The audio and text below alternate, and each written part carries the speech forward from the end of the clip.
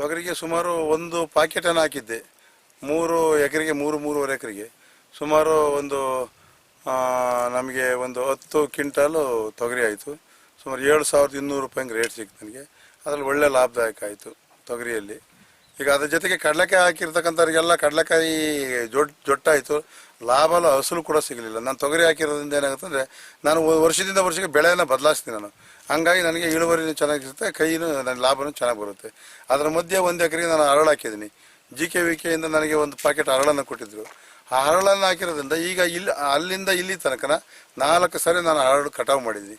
ಆ ಹರಳಿಂದ ಏನಾಗುತ್ತೆ ಅಂದರೆ ನಮಗೆ ಎಣ್ಣೆ ಸಿಗುತ್ತೆ. ಮತ್ತು 3,200 ರೂಪಾಯಿ ಹರಳಲ್ಲಿ ಕ್ವಿಂಟಲಿಗೆ 3,500 ರೂಪಾಯಿ ನಮಗೆ ಹರಳಲ್ಲಿ ಸಿಗುತ್ತೆ. ಸುಮಾರು 4 ಸರಿ ಅದು ಕಟಾವು ಮಾಡಿಕೊಳ್ಳುತ್ತೆ. ಈಗಿರ್ತಕ್ಕಂಥದ್ದು ಕೊನೆ ಕಟಾವು, ಅಂದರೆ ಕೊನೆ ಹಂತಕ್ಕೆ ಬಿತ್ತು. ಮೊನ್ನೆ ಸೈಜ್ ಇರ್ತಕ್ಕಂಥದ್ದು ಹರಳು ಎಲ್ಲ ಸಾಕಷ್ಟು ಬಿಡಿಸಿ ನಾವಲ್ಲೇ ಬೀಜ ಮಾಡ್ಕೊಂಡಿದ್ವಿ. ಈಗ ಮಾರ್ಕೆಟ್ಗೆ ಅದನ್ನು ಒಯ್ಬೇಕು ನಾವು. 1 ಎಕರೆ ಕೊಟ್ಟು ಎಷ್ಟು ಬಂತು? 1 ಎಕರೆಗೆ ಮಿನಿಮಮ್ ಅಂತಂದ್ರೂ ಈ ಹರಳು ನಮಗೆ ಒಂದು 10ರಿಂದ 12 ಪ್ಯಾಕೆಟ್ ಹರಳು ಸಿಗುತ್ತೆ. ಒಂದು ಮಿನಿಮಮ್ ಒಂದು 12 ಪ್ಯಾಕೆಟ್ಗೆ ಅಂತಂದ್ರೆ 3.5-4 ಕ್ವಿಂಟಲ್ ಹರಳು ಸಿಗುತ್ತೆ.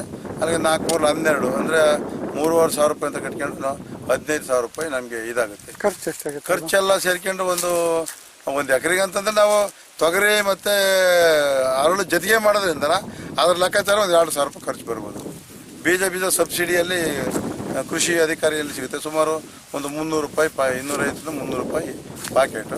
ಬ್ಯಾಸವಿದ್ದು ಎಲ್ಲ ಸೇರ್ಕೊಂಡ್ರೆ ಅದರದ್ದು ಲೆಕ್ಕಾಚಾರ 2,500 ಅದು 4ರಿಂದ 5 ತಿಂಗಳಿಗೆ ಕ್ಲೋಸ್ ಆಗುತ್ತೆ.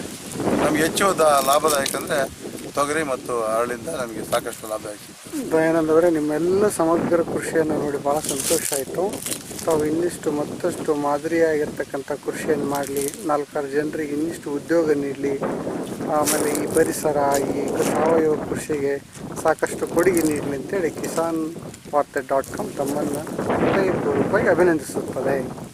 ನೀವು ನಮ್ಮ ತೋಟಕ್ಕೆ ಬಂದು ಇದನ್ನೆಲ್ಲ ವೀಕ್ಷಣೆ ಮಾಡಿ, ಇದನ್ನೆಲ್ಲ ನೋಡಿ ನೀವು ಇದನ್ನು 10 ಜನರಿಗೆ ಮಾಹಿತಿ ತಿಳಿಸ್ತೀರ ಅಂತ ನಾನು ಅಂದ್ಕೊಂಡಿದ್ದೀನಿ. ಹಾಗಾಗಿ ನಿಮಗೆ ನಾನು ಹೃದಯಪೂರ್ವಕವಾಗಿ ಧನ್ಯವಾದಗಳನ್ನು ಕೂಡ ಅರ್ಪಿಸ್ತೇನೆ.